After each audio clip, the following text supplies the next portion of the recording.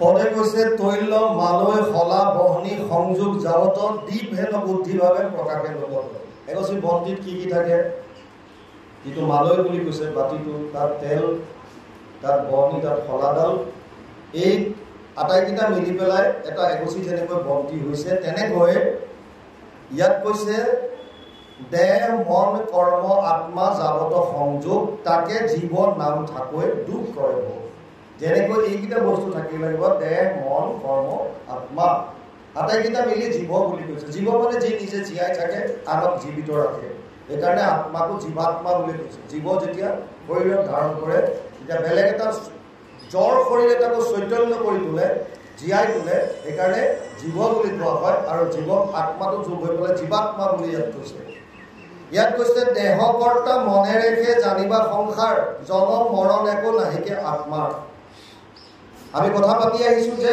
আত্মাৰ কোনো জনম মৰণ নাই এয়া সকলোখিনি হৈছে দেহৰ মনৰ অনুযায়ী কৰ্ম আচৰণ কৰি মানুহে কৰ্ম বন্ধনত সোমায় ইয়াৰ পৰা হাত সাৰিব পৰা এটা সুন্দৰ উপায় আছে আপুনি যদি অভ্যাস কৰে প্ৰতিটো কৰ্ম যদি ভগৱানৰ চৰণত অৰ্পণ কৰাৰ তেতিয়াহ'লে কৰ্ম বন্ধনৰ পৰা মুক্ত হ'ব পাৰিব কেনেকৈ ধৰি লওক আপোনাৰ ঘৰত এজন সেৱক আছে কাম কৰা ল'ৰা আপোনাৰ পথাৰৰ মাটি আছে 100 বিঘা আপোনাৰ হৈ কাম কৰা ল'ৰাজনে সেৱকজনে পথাৰত কাম কৰিছিল আৰু ধান খেতি লগালে 100 বিঘা সুন্দৰভাৱে ধান ৰুলে কিন্তু বানপানীত যেনিবা 100 বিঘা ধান নষ্ট কৰিলে এতিয়া লোকচানটো সেৱকজনৰ হ'বনে আপোনাৰ হ'ব কাৰ হ'ব মালিকৰ হ'ব কিয় সেৱকজনৰ কিয় নহয় কাম কোনে কৰিছিল সেৱকজনে কিন্তু কাৰ হৈ কৰিছিল মালিকৰ হৈ তাৰ মানে যেতিয়া আপুনি মালিকৰ হৈ কাম কৰিব তেতিয়া ফলটো আপুনি নেপায় ফলটো মালিকে পাব যদি পিছৰ বছৰ 100 বিঘাত যদি 4 গুণ ধান হয় আগতে যদি 15 গুণ বিঘাত কৰিছিল এবাৰ যদি তাতকৈ আৰু বহুত বেছি কৰিলে তেতিয়াও তাৰ পৰা লাভটো কিন্তু সেৱকজনে নেপায় লাভটো কাৰ হ'ব মালিকৰ সেইকাৰণে অৰ্জুনক কৈছে যদ কৰসি যদ অশ্নোসি যদ জুহসি দদাসি যদ তপস্যসি কৌন্তেয় তৎ কুৰুষ্য মদৰ্পণম নৱম অধ্যায় 27 নম্বৰ শ্লোক গীতা তাত কৈছে হে অৰ্জুন তই যি কৰিছ যি খাইছ যি তপ কৰিছ যি দান কৰিছ যি সেৱা কৰিছ সব মোক অৰ্পণ কৰ এই অভ্যাসটো আমাৰ অতিকৈ প্ৰয়োজনীয় আপুনি ৰাতি যেতিয়া শুবলৈ যায় বিছনাত ঘপককে দীঘল নিদি অকণমান সময় বিছনাত বহক আৰু সেইকণ সময়ত হাত জোৰ কৰি এবাৰ প্ৰাৰ্থনা কৰক হে প্ৰভু ৰাতিটো তোমাৰ চৰণত অৰ্পণ কৰিলোঁ তাৰপিছত আপুনি শুই যাওক কিয় যদি কিবা কাৰো নহওক তেনেকুৱা দিন নাহক যদি ৰাতি শুই থাকোঁতে কাৰোবাৰ প্ৰাণ যদি যাবলগীয়া হয় কোনোবাৰ যদি মৃত্যু হয় পিছদিনাৰ সূৰ্য উদয় যদি দেখা নাপায় তেনেকুৱা নোহোৱা নহয় আছে মোৰ ডাঙৰ ভিনদেউৱে তেনেকৈ ঢুকাইছে জিঞ্জিয়াত ৰাতি শুই আছে ৰাতিপুৱা বাইদেৱে দেখিছে বুকুত এখন কিতাপ আছে এনেকৈ আৰু 6টামান বজাত ভাবিছে ভিনদেউ উঠে আজি উঠা নাই তেওঁক মাতিলে এবাৰ নুঠা কিয় বুলি একো সাৰফুৰ নাই ভাবিছে কিতাপ পঢ়ি থাকোঁতে দেৰি হ'ল চাগে ৰাতি সেইকাৰণে জগোৱা নাই ছোৱালীজনী বিয়া দিছিলে ওচৰলৈ জামুগুৰি বুলি তাইও আহিছিলে তাইও দুবাৰমান মাতিলে দেউতা উঠা কি শুই আছা আৰু দুবাৰমান মতাটো উঠা নাই ভাবিলে আজি শুই আছে যেতিয়া সময়টো পাৰ হৈ গৈছে ইমান সময়লৈকে কেতিয়াও নোশুৱে তেনেকুৱা এটা ভাৱ আহি যায় না তেতিয়া গৈ যেতিয়া বাইদেৱে আঁঠুৱাখন দাঙি পেলাই জোকাৰি দিছে তেতিয়া এয়া গোটেই চিৰ হৈ গ'ল এনেকৈ ৰৈ গ'ল তাৰমানে যেনেকৈ পঢ়ি আছিলে ইয়াত টাইট হৈ গ'ল তাৰমানে কেতিয়া শুই থাকোঁতে প্ৰাণ গ'ল বা মৃত্যু হ'ল কোনো গম নাপাওঁ শুই থাকোঁতে যদি কাৰোবাৰ জীৱনত তেনেকুৱা যদি লিখা আছে মৃত্যু কাৰ কেতিয়া কেনেকৈ আহে কোনো নাজানে আপোনালোকে আজি 2 দিন আগত এখন এয়াৰ ইণ্ডিয়া প্লেন দেখিছে কোনে ভাবিছিলে কওক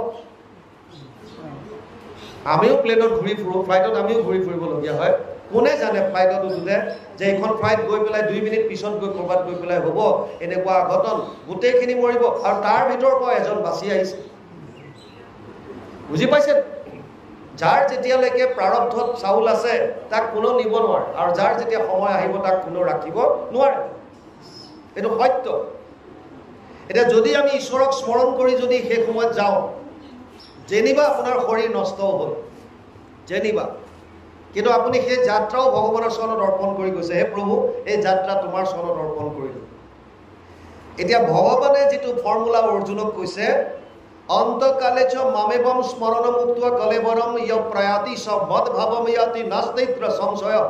৮ম অধ্যায় ৫ নম্বৰ শ্লোক গীতা। অৰ্জুনক কৈছে, হে অৰ্জুন, শেষ মুহূৰ্ততো যদি কোনোবাই মোৰ নাম স্মৰণ কৰি শৰীৰ ত্যাগ কৰে, তেতিয়াহ'লে সেইজনে মোক পাব, ইয়াত কোনো সন্দেহ নাই। তাৰমানে পৰম গতি লাভ কৰিব। এতিয়া আপুনি ৰাতি শোৱাৰ সময়ত যদি ভগৱানৰ নাম লৈ শুৱে আৰু যদি তাৰপিছত আপোনাৰ টোপনি আহিল, টোপনি আৰু মৰণ একেই কথা। যদি শুই থাকোঁতে আপোনাৰ মৃত্যু আহিল, কিন্তু প্ৰাক মুহূৰ্তত যিহেতু আপুনি ভগৱানৰ নামে স্মৰণ কৰি শুইছে, গতিকে আপোনাৰ জীৱয়ো পৰম গতি লাভ কৰিব। ৰাতিপুৱা সাৰ পাওঁতেও ঘপককৈ বিচনাৰ পৰা নামি অহাটো ভাল নহয়। শাৰীৰিকভাৱেও ই কেতিয়াবা অঘটন ঘটাব পাৰে। কাৰণ শুই থাকোঁতে আমিবিলাক দুটা বেলেগ মনৰ অৱস্থাত থাকোঁ। এটাক কৈছে স্বপ্ন অৱস্থা, এটাক কৈছে গভীৰ নিদ্ৰা। আমি শুই থাকোঁতে এই দুটা অৱস্থাত থাকোঁ। এটাক কৈছে স্বপ্ন, আপুনি ৰাতি কিবা কিবি দেখি থাকে, আৰু নহ'লে চাইলেণ্ট, যিটো ডিপ শ্লিপ বুলি কয়, গভীৰ নিদ্ৰা বুলি কয়। আপুনি একো গম নাপায়, 10টাত শুলে ৰাতিপুৱা 6টাত সাৰ পাইছে, একো গম নাপায়। ইয়াৰ পৰা থাৰ্ড অৱস্থাটোলৈ আপুনি আহে। সাৰ পোৱা মানে জাগ্ৰত অৱস্থালৈ অহা, তৃতীয় অৱস্থা। জাগ্ৰত অৱস্থালৈ আহি যদি জাপ মাৰি বিচনাৰ পৰা নামি আহে, কেতিয়াবা কেতিয়াবা ভয়ংকৰ বিপদ শৰীৰৰ হ'ব পাৰে, ষ্ট্ৰক হ'ব পাৰে, মূৰ ঘূৰাই পৰি যাব পাৰে, বিভিন্ন ঘটনা ঘটিব পাৰে। সেইকাৰণে সাৰ পোৱাৰ পাছতো 1 মিনিট মান সময় বিচনাত বহাটো অতিকৈ বাঞ্ছনীয় শাৰীৰিকভাৱেও। আৰু সেই সময়কণৰ সুবিধা লৈ যদি আপোনালোকে প্ৰাৰ্থনা কৰে, হে প্ৰভু, দিনটো তোমাৰ চৰণত অৰ্পণ কৰিলোঁ, তেতিয়াহ'লে আপুনি সেই যিটো কথা তাৰপাছত দিনটোত যি ঘটি আছে প্ৰভু ভগৱানক অৰ্পণ কৰি লৈছে। আপুনি ক'ৰবালৈ যাবলৈ ওলাইছে, প্ৰভু এই যাত্ৰা তোমাৰ চৰণত অৰ্পণ কৰিলোঁ। কিবা খাবলৈ লৈছে, হে প্ৰভু এই অন্নমুঠি তোমাৰ চৰণত অৰ্পণ কৰিলোঁ। অৱশ্যে অৰ্পণ কৰিব পৰা বিধৰ হয়নে নহয় সেইটো আপোনালোকে চাই ল'ব। সেইটো আপোনালোকৰ নিজৰ নিজৰ কথা, চবেই জানে।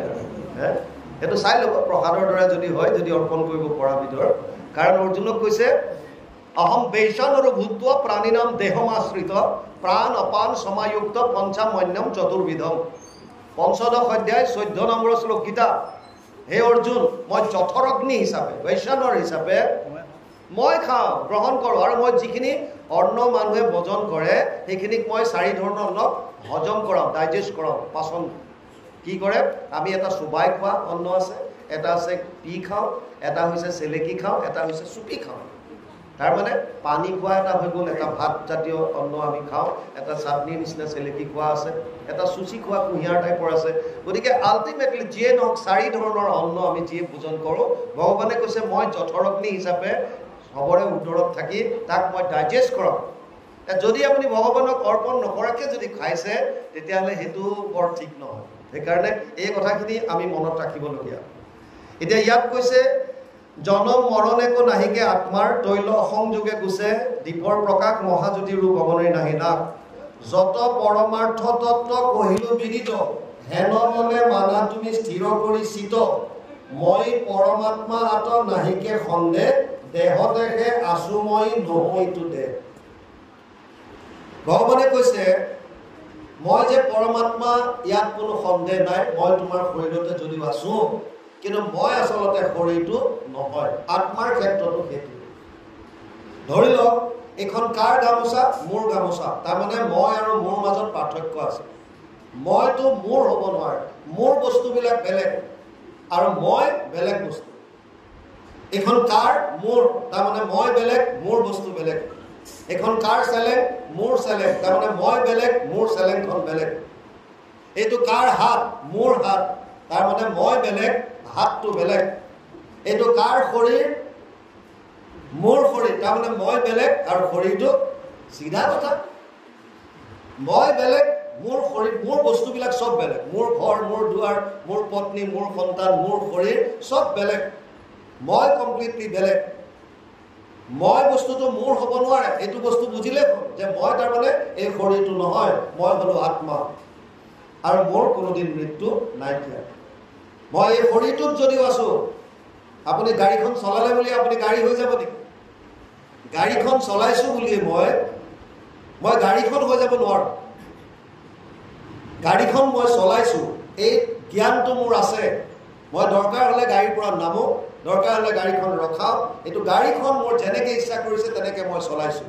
তেনেকৈ এই শৰীৰটো চলাবৰ কাৰণে 5টা আমাক কি দিছে? জ্ঞানেন্দ্ৰিয় দিছে, যাক 5টা ঘোঁৰাৰ লগত তুলনা কৰিছে, শৰীৰটোক এখন ৰথৰ লগত তুলনা কৰিছে, মনটোক এই ইন্দ্ৰিয়ৰ পৰা অহা লেগামডাল বুলি কৈছে, আৰু বুদ্ধিক সাৰথি বুলি কৈছে, আৰু তাত যিজন বহি আছে ৰথী সেইজন হৈছে আত্মা। গতিকে যেনেকৈ এখন ৰথ, এই ৰথখনত মই এজন ৰথী, মাত্ৰ সোমাইছোঁ, বহিছোঁ, মোৰ মন আছে, মোৰ বুদ্ধি আছে, মোৰ ইন্দ্ৰিয় আছে, মানে ঘোঁৰা, লেগাম আৰু সাৰথি, এই চব বেলেগ বেলেগ, চব মিলি পেলাই ৰথখন আমি চলাই আছোঁ। গতিকে মই আৰু মোৰ মাজত পাৰ্থক্য আছে। সেইকাৰণে কৈছে দেহা দেখে আছোঁ মই, নহো ইটো দেহ। যিটো মই সেই ব্ৰহ্ম মানা হেন মনে, যিটো ব্ৰহ্ম সেই মই জানা সৰ্বক্ষণে। সেইকাৰণে জ্ঞান মাৰ্গত বহুতে অহম ব্ৰহ্মাস্মি বুলি কয়, মই ব্ৰহ্ম। ভগৱানে গীতাত কৈছে অহম আত্মা গুদাকেশ সৰ্বভূতাশয় স্থিত, 10ম অধ্যায় 20 নম্বৰ শ্লোক গীতা। হে অৰ্জুন, মই আত্মা। ভগৱান কোন? পৰমাত্মা। তাৰমানে আত্মা পৰমাত্মাৰ একো ইয়াত পাৰ্থক্যই নাই। এনেও আত্মা আৰু পৰমাত্মাৰ মাজত ভেদাভেদ পাৰ্থক্য আছে, ভেদ আৰু অভেদ দুইটা আছে। কেনেকৈ বুজক? কিছুমান কথাত আত্মাৰ লগত পৰমাত্মাৰ কোনো ভেদ নাই, আৰু কিছুমান কথাত ভেদ আছে। বহুতে জ্ঞান মাৰ্গত কয় যে একো ভেদ নাই, মই ব্ৰহ্ম, কিন্তু কিছুমান ক্ষেত্ৰত ভেদ নথকা নহয়। ভালকে বুজি লওক। যদিও কয় যে পৰমাত্মা আত্মাৰ পিতৃস্বৰূপ, পিতাহমস্য জগতো মাতা ধাতা পিতামহ বেদ্যম পবিত্ৰ ওংকাৰ ঋক সাম যজুৰে বচ। 9ম অধ্যায় 17 নম্বৰ শ্লোকত অৰ্জুনক কৈছে, হে অৰ্জুন, মই সমস্তৰে পিতা, মই মাতা, মই পিতামহ, বেদৰ ওংকাৰ মই, প্ৰণৱ বুলি যাক কয়, ঋক বেদ, সাম বেদ, যজুৰ্বেদ অৰ্থাৎ জ্ঞানো মই। আৰু আমি সেইজন ঈশ্বৰৰ সন্তান, তাৰমানে ঈশ্বৰ আমাৰ পিতৃস্বৰূপ, পিতামহ স্বৰূপ, মাতৃস্বৰূপ। কিন্তু বয়সত আমি দুইটা সমান। আত্মা পৰমাত্মাৰ বয়সৰ ক্ষেত্ৰত পাৰ্থক্য নাই। কিয়? যেতিয়াৰ পৰা আত্মা আছে তেতিয়াৰ পৰা পৰমাত্মা আছে, মানে দুইজন নিত্য, দুইটা সনাতন। বুজি পালে? আত্মাও চৈতন্য, পৰমাত্মাও চৈতন্য, ইয়াতো কোনো ভেদ নাই। দুইটা এনাৰ্জি, পৰমাত্মাও শক্তি আৰু আত্মাও শক্তি, দুইটা চৈতন্য। ভেদ ক'ত আছে চাওক। আত্মাই কেৱল এটা শৰীৰত থাকি এই শৰীৰটোক চৈতন্য কৰি ৰাখে, মানে সূক্ষ্ম ব্ৰহ্মাণ্ড বুলি যি কয়। এই শৰীৰটোখন একেবাৰে ভৰি আঙুলিৰ পৰা চুলিলৈকে এই গোটেই শৰীৰটো চৈতন্য কৰিব পৰা কেপাচিটি আত্মাৰ আছে। কিন্তু পৰমাত্মাই কোটি কোটি ব্ৰহ্মাণ্ডক একেলগে স্বজন মানে সচেতন কৰি ৰাখিছে। বুজি পাইছেনে ডিফাৰেন্সটো ক'ত? ব্যাপ্তমান পৰমাত্মা হৈ আছে, গোটেই সমস্ত কোটি কোটি ব্ৰহ্মাণ্ডত ব্যাপ্ত হৈ আছে, আৰু আত্মা কেৱল ইয়াত আছে। সেইকাৰণে এইখনক সূক্ষ্ম ব্ৰহ্মাণ্ড বুলি কৈছে। সেয়া গোটেই স্থূল ব্ৰহ্মাণ্ড। পৰমাত্মাৰ আৰু আত্মাৰ মাজত পাৰ্থক্য। পৰমাত্মা হৈছে সৰ্বজ্ঞ। প্ৰত্যেকজন মানুহৰ শৰীৰত যিহেতুকে অন্তৰ্যামী ৰূপে ভগৱান আছে, গতিকে সকলোৰে মনৰ কথা ভগৱানে জানে, সৰ্বজ্ঞ। কিন্তু মই আত্মা হিচাপে আপোনাৰ মনত কি আছে মই গম নাপাওঁ। সেইকাৰণে মই আত্মা হিচাপে অল্পজ্ঞ বা অজ্ঞ। ডিফাৰেন্সটো বুজিছে? কিছুমান ক্ষেত্ৰত একে, আত্মা পৰমাত্মাৰ কোনো ভেদ নাই, কিন্তু কিছুমান ক্ষেত্ৰত ভেদ আছে। সেইকাৰণে বহুতে কয় আত্মা পৰমাত্মাৰ ভেদাভেদ অন্তৰ আছে। ভেদ প্লাছ অভেদ, ভেদাভেদ, ভেদাভেদ অন্তৰ। সেইকাৰণে আমাক যিমানবিলাক জীৱ আছে ব্ৰহ্মা পৰ্যন্ত হয়তো অজ্ঞ বুলি কয়, নহ'লে অল্পজ্ঞ বুলি কয়। সৰ্বজ্ঞ এজনে আছে, সেইজন হৈছে ভগৱান কৃষ্ণ। কাৰণ উপদ্ৰষ্টা অনুমন্তা চ ভৰ্তা ভোক্তা মহেশ্বৰ পৰমাত্মাইনি চাপ্যুক্ত দেহে অস্মিন পুৰুষ পৰ। 13 অধ্যায় 22 নম্বৰ শ্লোকত অৰ্জুনক কৈছে, হে অৰ্জুন, মই অন্তৰ্যামী ৰূপে পৰমাত্মা হিচাপে স্বামী ৰূপে সমস্ত জীৱৰ শৰীৰত বিৰাজমান হৈ আছো। গতিকে তেওঁ সকলোৰে কথা জানে, সেইকাৰণে তেওঁ সৰ্বজ্ঞ। আপুনি মই সকলোৰে কথা জানিব নোৱাৰো। সেইকাৰণে আত্মাৰ কিছুমান লিমিটেশ্যনছ আছে। কিন্তু আত্মা যিহেতুকে পৰমাত্মাৰ অংশ, গতিকে কিছুমান ক্ষেত্ৰত ইয়াৰ মিল নথকা নহয়। সেইকাৰণে জ্ঞানীসকলে ইয়াত কৈছে যে মই নিজকে ব্ৰহ্ম বুলি যদিও মানো, ইয়াত আপুনি একেবাৰে ভুল বুলি ক'ব নোৱাৰে। সেইকাৰণে পৰমাত্মাৰ অংশ হিচাপে আত্মা ভগৱানটো হয়, সেইটো মানিব লাগিব। কিন্তু সূক্ষ্ম যিখন ব্ৰহ্মাণ্ড, ইয়াৰ কাৰণে তেওঁ চৈতন্য কৰিছে, আৰু পৰমাত্মাই গোটেই বিশ্ব ব্ৰহ্মাণ্ড। এতেকে গুচিবে শোক মোহ মহাৰথ, কহিলো তোমাতিটো ব্যৱহাৰ পথ। শোক মোহ কেতিয়া গুচিব? যেতিয়া এই পৰমাৰ্থ তত্ত্বটো বুজি পাব। প্ৰথম কথা বুজক, মোহ কেতিয়া আৰু শোক কেতিয়া হয়। এটা ল'ৰাই ফুটপাথৰ দোকানত চাহ অৰ্ডাৰ দিছে, স্পেচিয়েল চাহ একাপ দিয়া, কাপ মাৰি, আৰু তাক চাহ একাপ বনাই দিছে গাখীৰতে পুৰা চেনি চাহপাত দি, স্পেচিয়েল। আৰু সি চাহত ঢোক মাৰিছে মাত্ৰ, কণমানি ভতিজাকটো আহি কৈছে, খুৰা বাছ এখন এক্সিডেণ্ট হ'ল, 50টামান মানুহ মৰিছে। খুৰাকৰ ভতিজাকৰ কথাটো শুনিছে, তালৈ চাইছে, কিন্তু তাৰ ইণ্টাৰেষ্টটো চাহ কাপত আছে, আৰু চাহত অকণমান চেনি কম পালে, গতিকে দোকানীটো কৈছে চেনি অকণমান লৈ আহ, অলপ চেনি কম হৈছে। ভতিজাকে কৈছে গাড়ী এখন এক্সিডেণ্ট হৈ 50জন মানুহ মৰিছে। ই শুনিছে, তাৰ এইটোৰ প্ৰতি কোনো কাপ ধাপ নাই। ই কৈছে চাহত চেনি কম হৈছে, চেনি এচামুচ দিয়া। এতিয়া ভতিজাকে কৈছে খুৰা বুজি পোৱা নাই কেলে? বাছখনত আমাৰ অমুক অমুক আছিল, আৰু যেতিয়া আমাৰ অমুক অমুক আছিল বুলি কৈ দিলে, লগে লগে তাত গিলাচ পেলাই দৌৰ মাৰিলে। কিয়? বস্তুটো বুজি পালে? যেতিয়ালৈকে আমাৰ বস্তুটো নাছিল, তেতিয়ালৈকে মোহ নাছিল, আৰু যেতিয়ালৈকে মোহ নাথাকে, তেতিয়ালৈকে শোক উৎপন্ন হ'ব নোৱাৰে। এতিয়া বুজক, মোহটো কেতিয়া উৎপন্ন হ'ব? যেতিয়া আমি শৰীৰটোক মই বুলি ভাবিম, মই মানে শৰীৰটো বুলি যেতিয়া ভাবিম, তেতিয়া শৰীৰৰ লগত সম্বন্ধ থকা বস্তু বা ব্যক্তি, বস্তু বা ব্যক্তি দুইটা মনত ৰাখিব। বস্তু মানে ঘৰ দুৱাৰ, গাড়ী মটৰ, যত যি আছে, ধন টকা পইচা সম্পত্তি, এইবিলাক বস্তু। ব্যক্তি মোৰ মা, মোৰ দেউতা, মোৰ পত্নী, মোৰ পুত্ৰ, মোৰ কন্যা, মোৰ মাহী, মোৰ পেহী, মোৰ গাঁও, অমুক তমুক, যিমান দূৰলৈকে পাৰে সংসাৰখন মোৰ বুলি আপুনি যিমানলৈকে ভাবে, এইখিনি যেতিয়া মোৰ আপোনাৰ সংসাৰখন মনত যিমান ডাঙৰ হ'ব, যিমান মনৰ সংসাৰখন ডাঙৰ হ'ব, মোহ সিমান বাঢ়িব, আৰু সেই বস্তু বা ব্যক্তিৰ হানি বিঘিনি হ'লে শোকটো সিমানে বাঢ়িব। বস্তুটো বুজিলে? গতিকে এই সংসাৰখন যদি সূক্ষ্ম হয়, তেতিয়া আপোনাৰ শোকটো কমি আহিব।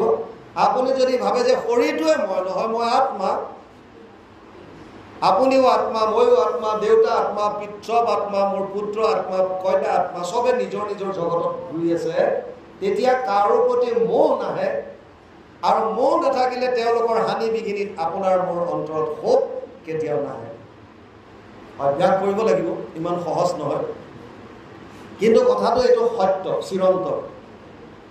আপুনি এখন ট্ৰেইনৰ টিকেট লৈ উঠিছে, আপুনি ইয়াৰ পৰা দিল্লীলৈ যাব, ট্ৰেইনত গৈ আপুনি বহিল, বহাৰ লগে লগে দেখিছে আৰু 4-5জন 6জন 8জন মানুহ আহি আপোনাৰ চিটৰ আশে কাষে বহিলে। ট্ৰেইন চলিল, আপোনালোক চিনাকি হ'লে নহয়, তুমি কোন, ক'লে যাবা, কি কথা, আৰু এটা ফ্ৰেণ্ডশ্বিপ হৈ গ'ল, বন্ধুত্ব। চাহ আনিলো, একেলগে খাইছে, কিবা অৰ্ডাৰ দিছে, একেলগে খাইছে, আপুনি ঘৰৰ পৰা টিফিন লৈ গৈছে, খুলি চবকে দিছে, মুঠৰ এটা পৰিয়ালৰ নিচিনা হৈ গৈছে। আৰু ভাবিছে যে আমি সব একে, গোটেই একদম নাম্বাৰ চাম্বাৰ চবেই লৈ মেলি আমি এটা পৰিয়াল। কিন্তু যিজনে বিহাৰলৈকে টিকেট কাটিছে, ই বিহাৰ অহাৰ লগে লগে যিমানে বন্ধু আপোনাৰ লগত নগঢ়ক কিয়, ই তাৰ ৰেলৱে ষ্টেচনত, আপুনি তেতিয়া কন্দা কটা কৰি থাকি লাভ, আমাৰো গতি একে।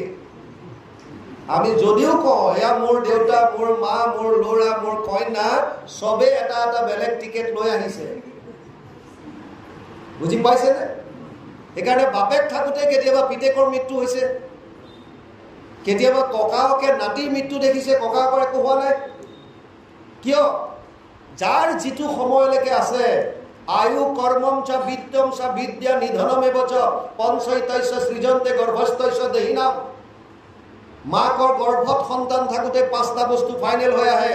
আয়ু, কিমান দিন জীয়াই থাকিব, কেনেকুৱা কৰ্ম হ'ব, টকা পইচা কিমান হ'ব, বিদ্যা কেনেকুৱা হ'ব, আৰু মৃত্যু কোনদিনা কেনেকৈ হ'ব, চব ফাইনেল। কাৰণ প্ৰাৰব্ধ লৈ আহিছে, জীৱই প্ৰাৰব্ধ লৈ আহে কাৰণে গোটেইবিলাক বস্তু আগতে ফাইনেল হৈ থাকে। আপুনি চিন্তা কৰি তাৰ কাৰণে লাভ নাই। আপোনাৰ কৰ্তব্য হৈছে মই এতিয়া কি কৰিব পাৰোঁ, বৰ্তমান সময়ত মোৰ কৰ্তব্য কি সন্মুখত, এই সময়কণ বুজিব লাগে। এই সময়ত মই কি, মোৰ কাৰণে কৰ্তব্য কি, এই বস্তুটো এবাৰ মাত্ৰ যদি প্ৰত্যেকজন মানুহে বুজে, তেতিয়াহ'লে তেওঁলোক কেতিয়াও বিপদত কোনো সমাজত কেতিয়াও বিপদত নপৰে আৰু সমাজখনৰ উন্নতি হ'ব। প্ৰথম কথা, হু এম আই, মই এই মুহূৰ্তত কোন আৰু মোৰ কৰিবলগীয়া কি কৰণীয় আছে। মই যদি ছাত্ৰ, এই মুহূৰ্তত মোৰ পঢ়াৰ কৰ্তব্য, মই এতিয়া পঢ়িব লাগে। IAS IPS বহুত পিছৰ কথা। এতিয়া মই ক্লাছ 9ৰ ছাত্ৰ, ক্লাছ 9ৰ চিলেবাছখন কমপ্লিট কৰাটো মোৰ কৰ্তব্য। গতিকে মই এতিয়া এইটোত গুৰুত্ব দিব লাগে। বৰ্তমানত এইটো ক্ৰিয়ামান কৰ্ম বুলি কৈছে। আপুনি যদি স্কুলত গৈছে শিক্ষক, তেতিয়া স্কুলত থকাৰ সময়ত পাঠদান কৰাটো আপোনাৰ কৰ্তব্য। আপুনি যেতিয়া ঘৰলৈ আহিব, আপুনি কাৰোবাৰ স্বামী, কাৰোবাৰ পিতৃ, কাৰোবাৰ মাতৃ, তেতিয়া সন্তানৰ প্ৰতি, স্বামীৰ প্ৰতি, পত্নীৰ প্ৰতি কৰিবলগীয়া আপোনাৰ কৰ্তব্য, সেইটো আপুনি তেতিয়া কৰিব লাগিব। আপুনি এখন সমাজৰ এজন ব্যক্তি, সমাজখনৰ কাৰণে কৰণীয় আছে, সমাজৰ কাৰণে আপুনি কৰ্তব্য কৰিব লাগিব। আপুনি এখন দেশৰ নাগৰিক, যেতিয়া দেশ বিপদত পৰিব, আপোনাৰো তেতিয়া কৰণীয় আছে। আপুনি যেনেকৈ পাৰে আপোনাৰ সামৰ্থ্য অনুযায়ী আপুনি দেশখনৰ কাৰণে কৰ্তব্য কৰিব লাগিব। আপোনাৰ সন্মুখত বৰ্তমান কি আছে কাম, এই কামটো কৰক। ভৱিষ্যতৰ কথা চিন্তা কৰি থাকে কি লাভ হ'ব? প্লানিংটো কৰক। মোক এইটো লাগিব, মই তাত যাম, কিন্তু মই বৰ্তমানটো বাদ দি ভৱিষ্যতত গৈ লাভ নাই। এইটো এতিয়া এই মুহূৰ্তত কৰিব লাগিব। গতিকে আল্টিমেটলি ইয়াত কৈছে এতিয়া, এতেকে গুচিবে শোকমোহ মহাৰথ, কহিলো তোমাক এইটো ব্যৱহাৰ পথ। যেতিয়া আমি গম পাম যে মই আত্মা হোৱাৰ লগে লগে সকলোৰে প্ৰতি মোৰ দৃষ্টিকোণ সলনি হৈ যাব। এইজন অমুক, এইজন তমুক, ই মোতকৈ কম অলপ দুখীয়া, ই মোতকৈ ধনী, এইজন মোতকৈ অলপ কমজুৰি, মই ইয়াতকৈ বেলেগ, এইবিলাক কথা মনলৈ নাহে। কাৰণ এইবিলাক চব শাৰীৰিক ধৰ্ম। আল্টিমেটলি আমি যেতিয়া আত্মা দেখিম, বাপজনে কৈ আছিলে এটা কথা, আপোনালোকে যদি শুনিছিলে শুকদেৱৰ কথাটো, শুকদেৱ যেতিয়া গৈ থাকে তেতিয়া কৈছিলে যে ব্যাসদেৱ যাওঁতে অপেশ্বৰীখিনিয়ে বস্ত্ৰ পৰিধান কৰিলে, শুকদেৱ যাওঁতে নাই কৰা। কাৰণটো কি? কাৰণ শুকদেৱে পুৰুষ আৰু মহিলাৰ পাৰ্থক্য জনা নাছিল।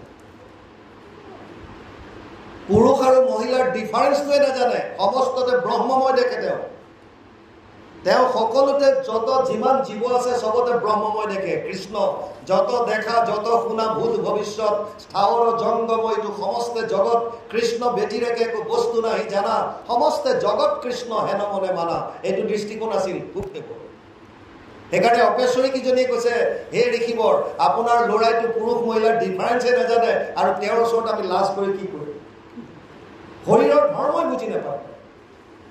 কিন্তু আপুনিতো জানে, সেইকাৰণে আপোনাৰ ওচৰত লজ্জা নিবাৰণ কৰিবলগীয়া হৈছে। সেইকাৰণে বস্ত্ৰ পৰিধান কৰিছোঁ। বুজি পাইছে নাই? গতিকে যেতিয়া আমি আত্মা বুলি ভাবিম, আৰু এই কথাটোকে কপিলেও দেৱহতীক কৈছে। মই অলপ আগত কৈছিলোঁ, অহম সৰ্বেষু ভূতেষু ভূতাত্মানাম অৱস্থিত সদা তম অৱজ্ঞায় মাম মৰ্ত কুৰুতে অৰ্য বিৰম্ভনম। মই সমস্তৰ শৰীৰত বিৰাজমান হৈ আছোঁ আত্মাস্বৰূপে, পৰমাত্মা ৰূপে। মোক বাদ দি যদি কোনোবাই মূৰ্তিত মোক পূজা কৰি আছে, এইটো বিৰম্ভনৰ কথা। দেৱহতীৰ মনত প্ৰশ্ন আহিছিল, তেতিয়াহ'লে তোমাক সেৱা কেনেকৈ কৰিম? আমাৰ মনতো এইটোৱে প্ৰশ্ন। আমি ৰাতিপুৱা গধূলি গুৰু সেৱা কৰোঁ, স্নান কৰি আহি গুৰু সেৱা কৰি বন্তি গছি জ্বলাই ঘোষা পাঠ অকণমান গাই দিলোঁ, বা কীৰ্তন অকণ পঢ়ি দিলোঁ, বা শৰণ বদনৰ পাঠ কৰি দিয়াৰ পিছত ভাবোঁ যে দিনটোৰ কাৰণে ধৰ্ম হৈ গ'ল। নহয়, সেইটো একো ধৰ্ম হোৱা নাই। সেইটো আপোনাক এটা নিয়মত আনিবৰ কাৰণে কৰিছিল। আপোনাৰ দৃষ্টিকোণ যেতিয়ালৈকে সলনি নহয়, আৰু দৃষ্টিকোণ এক শৰণত আহিছে যেতিয়া, কেতিয়া সলনি হ'ব? যেতিয়া আপুনি সমস্ত প্ৰাণীত কৃষ্ণময় দেখিব। সেইকাৰণে কপিলে কৈছিল, মোক যদি তুমি পূজা কৰিব বিচাৰিছা, সেৱা কৰিব বিচাৰিছা, কেনেকৈ কৰিব লাগে মই কওঁ শুনা। কেনেকৈ? অত মাম সৰ্বভূতেষু ভূতাত্মানম কৃতালয়ম অৰ্হয়েত দান মানভ্যম মৈত্ৰেয় অভিন্নেন চক্ষুষা। 3:29-27, তৃতীয় স্কন্ধ 29 নম্বৰ অধ্যায় 27 নম্বৰ শ্লোক ভাগৱত। তাত কৈছে, হে মা, মই যিহেতু সমস্ত প্ৰাণীত বিদ্যমান হৈ আছো, গতিকে তুমি মোক যদি সেৱা কৰিব বিচাৰিছা, তে প্ৰথম তুমি দান কৰা। দান কেনেকৈ কৰিবা? টকা পইচা দি সমস্ত ভূতত কেনেকৈ দান সম্ভৱ? নালাগে। আপোনাৰ চোতালত ৰাতিপুৱা চৰাই কেইটামান পৰিছে, আপুনি ভিতৰৰ পৰা আনি বিষ্ণু জ্ঞান কৰি পেলাই চাউল এমুঠি যদি দিয়ে, এইটো ঈশ্বৰ সেৱা। আপোনাৰ ক'ৰবাৰ কুকুৰ এটা আহিলে, গেটৰ পৰা সোমাই আহিল, আপুনি চিনি পায় নেপায়, কাৰ ঘৰৰ কি কথা বাদ দিয়ক, যদি পাৰিছে অন্ন এমুঠি দি দিয়ক। গৰমত চটফটাই আছে গেটৰ ওচৰত কৰিব গাই এজনী, আপুনি গম পাইছে মোৰ নহয়, পাৰিছে যদি পানী এবাল্টিং নি দিয়ক, এইটোতো পাৰিব। কিয় দিছে? আপুনি জানিছে যে গাইজনীৰ হৃদয়তো যিজন আত্মা আছে, পৰমাত্মা আছে, মোৰ শৰীৰত যিজন আছে একেই। এই দৃষ্টিকোণটো যেতিয়া সলনি হ'ব, আপুনি একো টকা পইচা দিব পৰা নাই, গাঁৱৰ মানুহ এজন বিপদত পৰিছে, কাষত থিয় হৈ যদি আপুনি কয় বোপাই চিন্তা নকৰিবি, আমি গাঁৱৰ মানুহবিলাক কিয় আছো, তোৰ লগত আছো, অভয় দান, এইটোতো দিব পাৰে। আপুনি একো দিব পৰা নাই, কোনোবা এটা ল'ৰাক কিবা এটা কৰ্ম কৰিবলৈ আগবাঢ়িছে, আপোনাক টকা পইচা বিচাৰিছিলে, আপুনি দিব পৰা নাই, তাক যদি কৈ যে উপায় মই তোক আৰ্থিকভাৱে একো দিব নোৱাৰিলোঁ, কিন্তু অন্তৰৰ পৰা আশীৰ্বাদ কৰিছোঁ, তই যিটো কৰ্ম কৰিবলৈ ওলাইছ সৎভাৱে কৰ আৰু যাতে তই তাত উন্নতি কৰ, মই অন্তৰৰ পৰা তোক আশীৰ্বাদ দিছোঁ, এইটোতো কৰিব পাৰে। আমি দান বুলি কোৱাৰ লগে লগে কেৱল পইচালৈ টানিলোঁ। আৰু পইচাও মানে দান কেনেকুৱা, পাৰ্চত যদি 10 টকীয়া 5খন থাকে, তাৰ ভিতৰত আটাইতকৈ ফটাখনহে উলিয়াই দিয়ে, দান দিলে, নতুনখন নিদিয়ে। কিয়? এইটো দান দিয়া কথা, বেয়াখন দিয়া মেণ্টেলিটি। চাওক, ভগৱানৰ ওচৰত বন্তি জ্বলাবলৈ দোকানত কয় যে চাকি জ্বলোৱা তেল 1 লিটাৰ, চাকি জ্বলোৱা, তাৰমানে খোৱাটো নিদিবা, খোৱাটো দাম বেছি, চাকি জ্বলোৱাটো দিয়া। বুজি পাইছে? আমাৰ সলনিয়ে নাই হোৱা মন। আপুনি ভগৱানক অৰ্পণ কৰা বস্তুটোতো ভাল দিয়ক। সকাম এটা পাতিছে, ভকতক আপুনি কিবা এটা বস্ত্ৰ দিব, দোকানত ক'ব যে দান দিয়াৰ কাৰণে, মানে কম দামী দিলেও হ'ব। দান দিয়াৰ কাৰণে মানে কি, কম দামী দিলেও হ'ব। আৰু যদি নামঘৰত কেনেবাকৈ ফেন এখন দিলে, তেতিয়া ব্লেডত লিখি থব দাতা অমুক। কিয়, কি লাভ তাৰ পৰা? আপুনি তত্ত্বটো বুজক। যদি দাতা লিখি দিলে তেতিয়াহ'লে আপুনি আৰু একোডাল ফল নাপায়। কিয় নাপায়? কাৰণ আপোনাক চবেই ফেনখন ৰৈ থকা অৱস্থাত ক'বে অমুকৰ ঘৰত বিচাৰি পাব। আপুনি পাব্লিচিটি পাই আছে, আপোনাৰ ফল পাই গ'ল। যদি আপুনি দাতাটো নিলিখিলে, তেতিয়া 1 গুণ লগাইলে সহস্ৰ গুণ হয়, এইটোতো ফৰ্মুলা দি থৈছে। ভগৱানে আপোনাক দিবলৈ বাধ্য হ'ব। আপুনি ঈশ্বৰৰ চৰণত অৰ্পণ কৰিছে, আপুনি তাৰ পৰা একো ফল লোৱা নাই, নামঘৰত দি পেলাই পাহৰি গ'ল, 1 টকাও যদি লগাইছে আপুনি তাৰ 1000 টকা পাব। কেনেকৈ পায় সেইটো ভগৱানে জানিব। গীতাত কৈছে দাতব্যমিতি যৎ দানম দিয়তে অনুপকাৰিণে দেশে কালে চ পাত্ৰে সতত দানম সাত্বিকম স্মৃতম। 17 অধ্যায় 20 নম্বৰ শ্লোক। দান যদি কৰবাত দিয়া তেতিয়া তাৰ পৰা বিনিময় নিবিচাৰিবা। কিন্তু আমি যদি মাহীৰ ছোৱালীৰ, পেহীৰ ছোৱালীৰ বিয়াত যদি সোণৰ আঙুঠি এটা দিওঁ, মনে মনে ভাবি থাকি মোৰ ল'ৰাটোৰ বিয়াত ইহঁতে কি দিয়ে বেটা চাম। আৰু যদি ল'ৰাৰ বিয়াত 100টা আঙুঠি যদি বেলেগে দিলে, সেই মানুহ ঘৰে যদি নিদিলে, তেতিয়াও মনত শান্তি নাই। 100টা পালোঁ মই, কিন্তু মোৰ শান্তি নাই। কিয়? অমুকৰ জীয়েকৰ বিয়াত মই দি থৈছিলোঁ সোণৰ আঙুঠি, সিহঁতেতো চাৰ্ট এটা দি বিয়া খাই গুচি গ'ল। চাওক, 100টা আঙুঠি আপুনি পাই গ'ল, তথাপিতো সন্তুষ্ট নাই। কিয়? যি ঘৰত সোণৰ আঙুঠি দিছিলোঁ সিহঁতে কিয় নিদিব? বুজি পালে? আমাৰ দান বস্তুটো তেনেকুৱা। কিন্তু দান সোঁ হাতে দি বাওঁ হাতে গম পাব নালাগে। কোভিডৰ সময়ত আমি দেখিছিলোঁ 5 জন মিলি পেলাই 1 কেজি চাউল এটাক দিছে, তাকো চেলফি লৈ পেলাই ফেচবুকত দিছে। কি লাভ? আপুনি দি পেলাই পাহৰি যাব। যেতিয়া পাহৰি যাব তাৰ ফলটো আপুনি পাব। ক'ৰ পৰা কেনেকৈ কোনে দিয়ে এইটো আপুনি চিন্তা কৰিব নালাগে। আপুনি 1 গুণ লগালে সহস্ৰ গুণ আহিব। এইটো চব ফালে মানি লওক। ভাল কাৰবাৰ কৰি থৈছে, ভাল ফল পাব। বেয়া কৰি থৈছে, সেইটো 1000 গুণে বেয়াকৈ পাব। ইয়াত ল অফ একশ্যন। গতিকে আপুনি কাৰবাৰ ভাল কৰিছে, আপুনি ভাল তাৰ পৰা ৰিটাৰ্ণ পাব। যদি কাৰবাৰ অপমংগল কৰি থৈছে, অপকাৰ কৰিছে, তেতিয়াহ'লে আপুনিও তাৰ ফলটো ভোগ কৰিব লাগিব। ইয়াৰ পৰা কিন্তু হাত সাৰিব কোনেও নোৱাৰে হাত সাৰিব। বাৰু যিখিনি সময় হৈ আহিছে, এতিয়া কৈছে এতেকে গুচিবে শোকমোহ মহাৰথ, কৈলো তোমাত এইটো ব্যৱহাৰ পথ। শোকমোহৰ কাৰণে আমি কথা পাতি আছিলোঁ। আৰু এটা যিটো তাৰমানে সমস্ত ভূতত ব্যাপ্তমান হৈ আছে, তেওঁ কেনেকৈ সেৱা কৰিব। প্ৰথম কৈছিল দান, দ্বিতীয়ত কৈছে মান কৰি। অমানিনা মানদেনা নিত্যতা কীৰ্তয়ন্তু হৰি। চৈতন্যদেৱে লিখিছিল তেওঁৰ 8টা শ্লোকৰ 3য়টো শ্লোকৰ। ত্ৰিনাদপি শুনিছেন তৰুণীব সহিষ্ণুনা অমানিনা মানদেনা নিত্যতা কীৰ্তয়ন্তু হৰি। নিজকে এডাল তৃণতকৈ সৰু বুলি ভাবিবলৈ দিছে, নাম্বাৰ 1। দ্বিতীয়ত কৈছে এজোপা গছৰ দৰে সহিষ্ণু হ'বলৈ শিকা। গৰম, ঠাণ্ডা, ৰ'দ, বৰষুণ চবতে যাতে আমি সহনশীলতাটো আনিব পাৰোঁ, সহিষ্ণু হ'ব পাৰোঁ। তৃতীয়ত কৈছে অমানিনা, বেলেগৰ পৰা মান নিবিচাৰিবা, বেলেগক যথাযোগ্য সন্মান দিয়া। কিন্তু আমাৰ আচাৰ ব্যৱহাৰবিলাক লগে লগে বুজি যাওক। আমি ভাবোঁ যে সমাজত মই এজন জনা ব্যক্তি আছোঁ, মই যেনেকৈ কওঁ সমাজ তেনেকৈ চলিব লাগে, মোৰটোৱে যুক্তিটো সত্য, বাকীবিলাকৰ চব ভুল, গতিকে আমি বেলেগৰ কথাটো শ্ৰৱণ কৰাত গুৰুত্ব নিদিওঁ। মই জানো এটা শ্ৰেণীকোঠাত ক্লাছ 3 তৃতীয় ষ্টেণ্ডাৰ্ডৰ সৰু ল'ৰা এটাক শিক্ষকজনে কৈছে, বোপাই ফাৰ্ষ্ট বয় এটা তোমাক প্ৰশ্ন কৰোঁ, মই যেনিবা বেগৰ পৰা উলিয়াই তোমাক 2টা আপেল দিলোঁ আৰু গছৰ পৰা ছিঙি আনি তোমাক 3টা আপেল দিলোঁ, এতিয়া তোমাৰ হাতত কেইটা আপেল হ'ব? ছাৰে সুধিছে কাক? তৃতীয় শ্ৰেণীৰ ফাৰ্ষ্ট বয়টো। আৰু সেই কণমানিটোৱে গন্তি কৰি পেলাই ক'লে, ছাৰ 6টা হ'ব। ছাৰে কৈছে, আৰে কেনেকুৱা ল'ৰা, ইমান চোকা ল'ৰা, আজি এনেকুৱা কি হৈছে? তাক আকৌ ৰিপিট কৰিছে, পাই ভালকৈ চিন্তা কৰ, বেগৰ পৰা উলিয়াই তোক 2টা আপেল দিলোঁ আৰু গছৰ পৰা ছিঙি আনি 3টা আপেল দিলোঁ, তোৰ হাতত এতিয়া কেইটা আপেল হ'ব? সি আকৌ হিচাপ কৰি পেলাই কৈছে, ছাৰ 6টা। 4-5 বাৰ ৰিপিট কৰাৰ পিছত শিক্ষকজনৰ খং উঠিল আৰু তাক এক চৰ মাৰিলে। সি কান্দিবলৈ ধৰিলে। শিক্ষকৰো বেয়া লাগিছে, ইমান ভাল ল'ৰা, আজি কি হৈছে ইয়াত? তাক ক'লে যে, বোপাই তই ভালকৈ চিন্তা কৰ, মই তোক বেগৰ পৰা 2টা দিছোঁ, গছৰ পৰা 3টা দিছোঁ, তোৰ হাতত কিমানটা হ'ল? সি আকৌ কান্দি কান্দি কৈছে, ছাৰ 6টা। শিক্ষকে ক'লে, কেনেকৈ 6টা হ'ল? তেতিয়া সি কৈছে, ছাৰ আপুনি মোক প্ৰথমতে বেগৰ পৰা 2টা দিলে, বোলে ঠিক আছে, আপুনি গছৰ পৰা 3টা আনি দিলে, বোলে ঠিক আছে, আৰু মায়ে ঘৰৰ পৰা 1টা দি পঠিয়াইছিল, এতিয়া মোৰ হাতততো 6টাই আছে, কিন্তু আপোনাৰ শুনিবলৈ সময় নাই, আপুনি নুশুনে মোৰ কথাটো, আপুনি আপোনাৰটোকে সত্য বুলি ভাবি আছে, মোৰ কথাটো আপুনি শুনাই নাই। আমি বেলেগক সন্মান দিবলৈ শিকা নাই, বেলেগৰ কি আছে কি নাই আগতে বুজিবলৈ চেষ্টা কৰা নাই, নিজৰটোৱে সত্য, নিজৰটোৱে শুদ্ধ। গতিকে আগতে অমানিনা মানদেনা, বেলেগক সন্মান দিবলৈ শিকিব লাগে, বেলেগৰ পৰা শুনিব লাগে, কি আছে কোৱা, মই জনাখিনি সত্য নহ'ব পাৰে, হয়তো বেলেগৰ আৰু ইয়াৰ ওপৰত সত্য কোনোবাই ক'ব পাৰে, তুমি কোৱা, মই শুনিম, শুনি লোৱাৰ পাছত আপুনি আপোনাৰ মন্তব্য দিয়ক, কিন্তু সন্মানটোতো কৰক।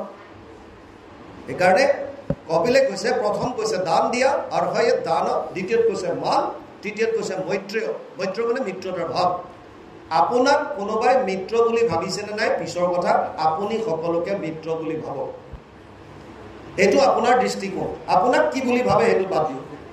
আৰু চতুৰ্থত কৈছে অভিন্নেন চক্ষুষা, ভিন্নভাৱে ভাবিবলৈ হাক দিছে, কিয়?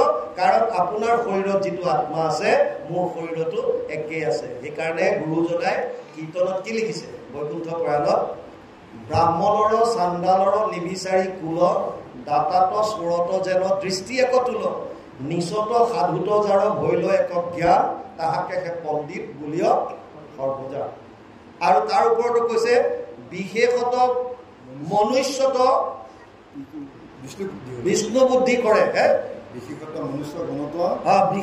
মনুষ্য গণত যিটো নৰে বিষ্ণু বুদ্ধি কৰি সৰ্বদাই মান্য কৰে, ঈৰ্ষা অসূয়া তিৰস্কাৰ অহংকাৰ হবে নষ্ট হোৱে তেবে তাবক্ষণে তাৰ। তাৰো ওপৰত গৈ কৈছে কুকুৰৰ শৃগাল গৰ্দৰ ভৰু আত্মাৰ ৰাম, জানিয়া সবাকো কৰি কৰিবা প্ৰণাম। এতিয়া ডাঙৰ কথাটো হৈছে, মোহ কেতিয়া আহিব? যেতিয়া শৰীৰটোক মই বুলি ভাবিম, মই শৰীৰ হোৱাৰ লগে লগে শৰীৰৰ লগত সম্বন্ধ থকা মোৰ পৰিয়ালৰ মানুহখিনিক মোৰ বুলি ভাবিম, মোৰ বুলি ভবা বস্তু বা ব্যক্তিৰ প্ৰতি মোৰ আসক্তি বাঢ়িব, এটাচমেণ্ট বাঢ়িব, আৰু সেই বস্তু বা ব্যক্তিৰ যদি হানি বিঘিনি হয়, তেতিয়াহ'লে মই আটাইতকৈ বেছি সুখ পাম।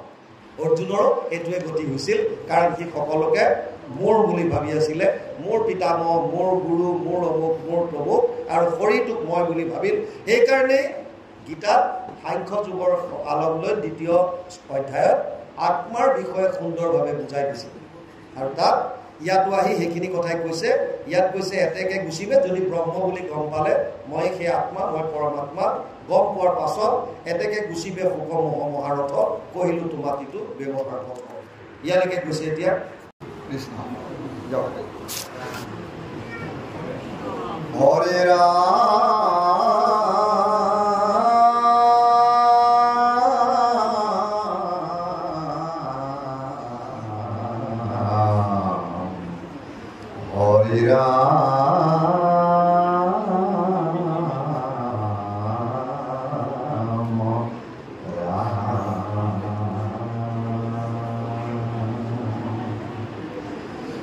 শুনা সামাজিক জন কৃষ্ণৰ চৰিত্ৰ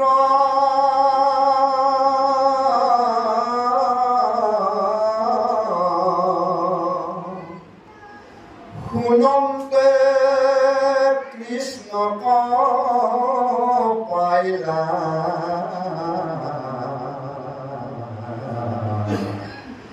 ৰাজা পৰীক্ষিত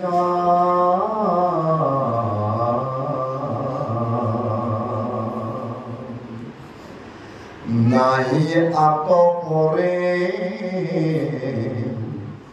মুখ্য পন্থ সংসাৰত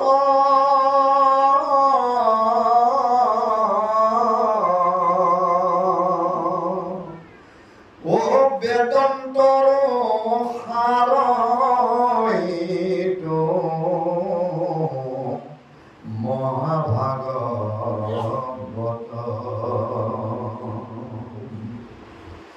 বৈকুণ্ঠৰ ধৰ্ম ইটো পৰমমৃত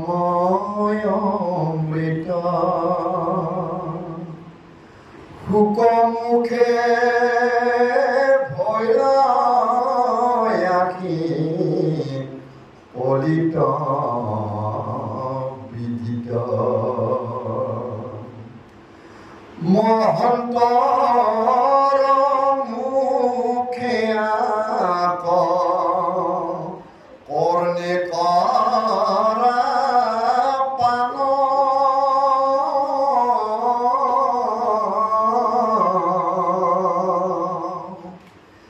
এতেকে লভিবা সুখে বৈকুণ্ঠত স্থান নমো হেৰা কৃষ্ণ নাথ অনাথৰ গতি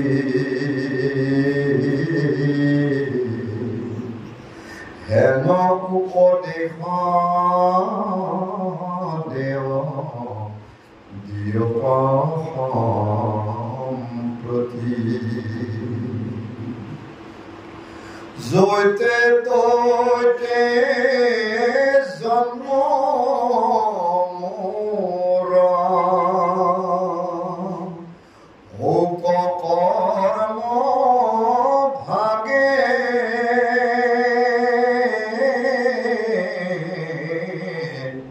ও নেৰো যেন তোমাৰ চৰণ অনুৰাগী তুমি প্ৰিয়তম আত্মা পৰম ঈশ্বৰ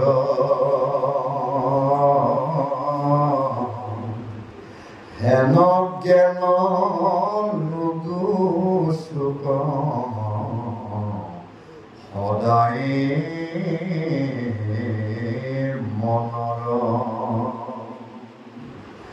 পুত্ৰ পত্নী বিষয়ত লোক আশপতি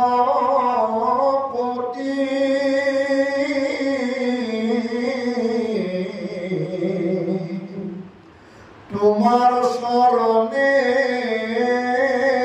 হওক একান্ত ভকতি হৰি ভকতৰ সংগ হৌক সৰ্বক্ষমে তোমাৰ চৰিত্ৰ কথা শুনিব শ্ৰমে সুখে দুখে মুখে মূল নচাৰ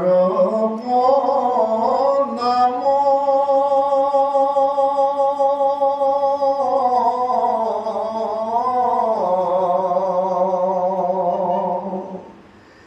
তেবেশে নিস্তৰ হবে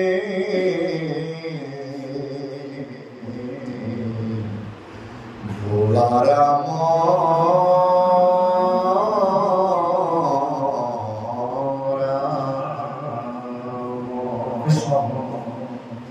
আমি আজি শ্ৰৱণ কৰিলো ব্ৰহ্মজ্ঞান প্ৰথম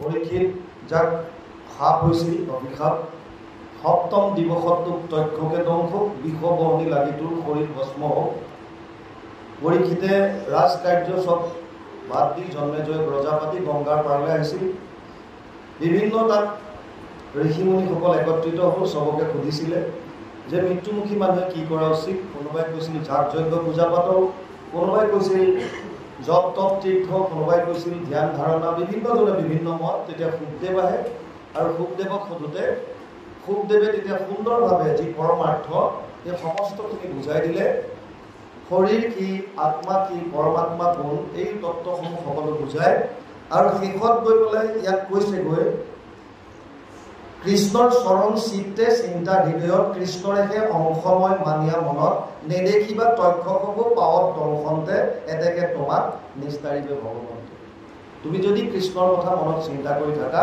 আৰু আত্মাটো মই বুলি ভাবি শৰীৰটো মই নহয় বুলি যদি ভাবা তেতিয়াহ'লে তক্ষকে দংশন কৰিলেও সেইটো তুমি একো কষ্ট নাপাবা আৰু শেষত সুধিছিলে তোমাৰ মনত যদি কিবা সংশয় আছে তোমাৰ কি শোকমোহ গুচিল নিশ্চয় আৰু কি উপজয় মনে মোহ মৃত্যু ভয় তোমাৰ মনত আৰু মোহ কিবা মৃত্যুৰ ভয় এইবিলাক কিবা যদি আছে তেতিয়াহ'লে কোৱা মই বাৰস্কন্ধ আকৌ তোমাক শুনাই ক'ম আৰু তাৰ পাছত পৰীক্ষিতে সকলো বুজি পোৱাৰ পাছত স্বীকাৰ কৰিলে গুৰুজনৰ ওচৰত যে মই সকলো যিখিনি বুজাই দিলে বুজি পালোঁ মোৰ এতিয়া মৃত্যুৰ প্ৰতি ভয় নাই আৰু তাৰ পাছত তেওঁ ঈশ্বৰক চিন্তন কৰে ঈশ্বৰক চিন্তন কৰাৰ পাছত আত্মা অলৰেডি ওলাই যায় শৰীৰটো থাকে তাত আহি তক্ষকে দংশন কৰে শৰীৰটো ভস্ম হয় কেৱল পিতেকৰ কৰ্ম কৰা বুলিহে ভাগৱতে দিছে গতিকে এইখিনি মূল আছিল ইয়াৰ পাছত অকণমান গুৰুজনাই উপদেশ দিছিলে শুনা সামাজিকজনক কৃষ্ণৰ চৰিত্ৰ শুনন্তে কৃষ্ণক পাইলা ৰাজা পৰীক্ষিত নাহি আতপৰে মুখ্য পন্থ সংসাৰত বেদান্তৰ সাৰিটো মহাভাগৱত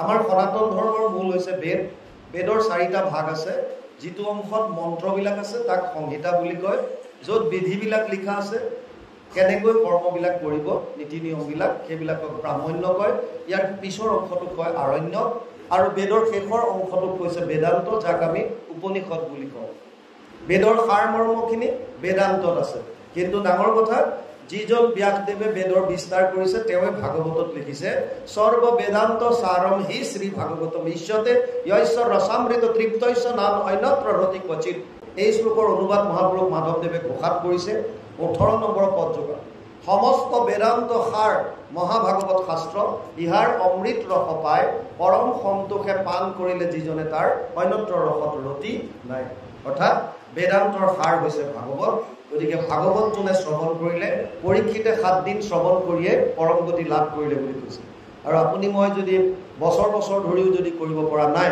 তেতিয়াহ'লে আমাৰ হয়তো ক'ৰবাত শ্ৰৱণত গণ্ডগোল আছে যিটো শ্ৰদ্ধা যেনেকৈ আমি শুনিব লাগে হয়তো তেনেকৈ শুনিব পৰা নাই আৰু হয়তো শুনিছোঁ যদিও যেনেকৈ বুজিব লাগে তেনেকৈ হয়তো বুজিব পৰা নাই আৰু নহ'লে যদিও শুনিছোঁ বুজিছোঁ ঠিক আছে কিন্তু আচৰণত আমি অনা নাই ইয়াৰ ভিতৰত ক'ৰবাত কিবা এটা কেনা লাগি আছে এইখিনি সকলোৰে বেলেগ বেলেগ হ'ব পাৰে শ্ৰদ্ধাৱান লব্ধতে জ্ঞানম তৎপৰে সংজ্ঞাতেন্দ্ৰিয় জ্ঞানম লব্ধ পৰম শান্তিম অচিৰে নধিগচ্ছতি 4ৰ্থ অধ্যায় 39 নম্বৰত কিতাপ অৰ্জুনক কৈছে যিজন শ্ৰদ্ধাৱান তেওঁ জ্ঞান লাভ কৰিব পাৰে গতিকে প্ৰথমতে ভাগৱতৰ প্ৰতি শ্ৰদ্ধা যিখন ভাগৱতৰ কথা শুনি পৰীক্ষিতে 7 দিনত পৰম গতি লাভ কৰিব পাৰিলে আমি কিয় নোৱাৰিম 2 দণ্ডত ঈশ্বৰৰ কথা চিন্তা কৰি খতাংগই যদি পাৰ কৰিব পাৰিলে আমি কিয় নোৱাৰিম গতিকে শ্ৰৱণৰ মাহাত্ম্য বহুত আছে আমি কেনেকৈ শ্ৰৱণ কৰিছোঁ সেইটো আমাৰ কথা তাৰপিছত ইয়াত কৈছে বৈকুণ্ঠৰ ধৰ্ম এইটো পৰম অমৃত সুগমুখে গৈলোৱাকি কলিত বিদিত মহন্তৰ মুখে আকৌ কৰ্ণে কৰা পাণ এতেকে লভিবা সুখে বৈকুণ্ঠত স্থান। বৈকুণ্ঠৰ ধৰ্ম এইটো পৰম অমৃত। বৈকুণ্ঠৰ পৰা পদ্মকল্পত ভগৱান নাৰায়ণে চতুশ্লোকী ভাগৱতত ব্ৰহ্মাক দিলে। ব্ৰহ্মাই দিলে নাৰদক ইটো ফলৰ ৰহস্যক, নাৰদে ব্যাসক আনি দিলা। তিলেকো নগৈল ভাগি ইডালি সিডালি কৰি শুকমুখে ভূমিত পৰিলা। শুকদেৱৰ দ্বাৰা পৃথিৱীলৈ আহিল, এই কথাটো ইয়াত কৈছে। কিন্তু ইয়াত এটা ডাঙৰ কথা কৈছে, মহন্তৰ মুখে আকৌ কৰ্ণে কৰা পাণ এতেকে লভিবা সুখে বৈকুণ্ঠত স্থান। মহন্ত মানে যিসকলে যিটো কথা কয় সেইটো তেওঁ নিজে আচৰণত আনিছে নে নাই। ভাগৱতৰটো কোৱা মানুহ বহুত ওলাইছে, কিন্তু তেওঁলোকে নিজে মানিছে নে নাই। যদি দিনত ভাগৱতৰ আসনত বহি সন্ধিয়া যদি ফূৰ্তি পানী খায় তেতিয়াহ'লে কি লাভ? বস্তুটো বুজি পাইছে? যদি সন্ধিয়া আপোনাৰ দিনৰ ভাগত আপুনি 1000 মানুহক উপদেশ দিছে আৰু সন্ধিয়া গৈ যদি বাৰ এখনত গৈ পেলাই আপুনি ড্ৰিংকছ কৰিছে, তেতিয়া সেইজনৰ কথাৰে ক'ত উপজিব বহুত? সেইকাৰণে জানন্ত শাস্ত্ৰ গ্ৰন্থ কৃষ্ণত ভকত, এই দুইটা বস্তু হ'ব লাগে। তেহে গুৰু উপদেশ দিবাক শকত, সেইজনেই আচল গুৰু, যিজনে ভাগৱতৰ কথা যেনেকৈ কয় তেনেকৈ নিজৰ জীৱনত আচৰণত আনিবলৈ চায়। মই আপোনালোকক সত্যবাদী হ'বলৈ কৈ মই যদি নিজে অসত্যৰ আশ্ৰয় লওঁ তেতিয়াহ'লে তাৰ পৰা লাভ নহ'ব। আপোনালোকে মোৰ কথা শুনি আপোনালোকৰ হৃদয় টাচ কৰিব নোৱাৰে, মোৰ কথাখিনি আপোনালোকৰ অন্তৰত স্পৰ্শ কৰিব নোৱাৰে। আৰু যদি কৰিছে তেতিয়াহ'লে আপোনালোকে বুজিব পাৰে যে আমি যিখিনি কৈছোঁ সেইখিনি আমি মানিবলৈ চেষ্টা কৰিছোঁ। কিমান দূৰ পাৰিছোঁ এইটো ঈশ্বৰৰ কৃপা, কিন্তু মানিবলৈ চেষ্টা কৰাটোত কোনো ধৰণৰ গাফিলতি কৰা নাই। গতিকে সেইখিনি কথা ইয়াত কৈছে, মহন্তৰ মুখে আকৌ কৰ্ণে কৰা পাণ এতেকে লভিবা সুখে বৈকুণ্ঠত স্নান। নমোহেৰা কৃষ্ণ নাথ অনাথৰ গতি, হেন উপদেশ দেৱ দিওক সম্পত্তি। জৈতে তৈতে জন্ম মোৰ হওক কৰ্মভাগে, নেৰো যেন তোমাৰ চৰণ অনুৰাগে। আমি সুন্দৰভাৱে ইয়াৰ কথা আলোচনা কৰিছিলোঁ। যাৰ যেনেকুৱা কৰ্ম সি তেনেকুৱা জুনি পাব বা শৰীৰ পাব। ইয়াত এতিয়া কৈছে গুৰুজনাই, মোৰ কৰ্ম অনুযায়ী শৰীৰ মই যিয়ে নাপাওঁ কিয় কোনো কথা নাই, কুকুৰ মেকুৰী গাধ ঘোঁৰা যি বনাই দিয়া, কিন্তু যাতে মই তোমাক স্মৰণত কৰি ৰাখিব পাৰোঁ, ভক্তি যাতে তোমাৰ প্ৰতি মোৰ থাকে, এইকণ কৃপা মোক কৰিবা। তুমি প্ৰিয়তম আত্মা পৰম ঈশ্বৰ, হেন জ্ঞান নুগুচুক সদায় মনত। প্ৰভু ভগৱন্ত যে আমাৰ প্ৰিয়তম, তেওঁৱে আমাৰ পিতৃস্বৰূপ, তেওঁ অহৰহ আমাৰ লগত আছে, এই কথাটো যাতে আমাৰ পৰা বিস্মৰণ নহয়। যেতিয়াই ভগৱানক পাহৰিব তেতিয়া অথন্তৰ ঘটিব। যুধিষ্ঠিৰে অলপ সময়ৰ কাৰণে ভগৱানক কৈছিল, তুমি বাহিৰলৈ যোৱা, আমি পাশা খেলিম। আৰু ভগৱান কৃষ্ণ সেই সময়ত তাত নাছিল। ভগৱান কৃষ্ণ নথকাৰ কাৰণে পাশা খেলে গৈ তাৰ মূৰটো বেলেগ ল'লে।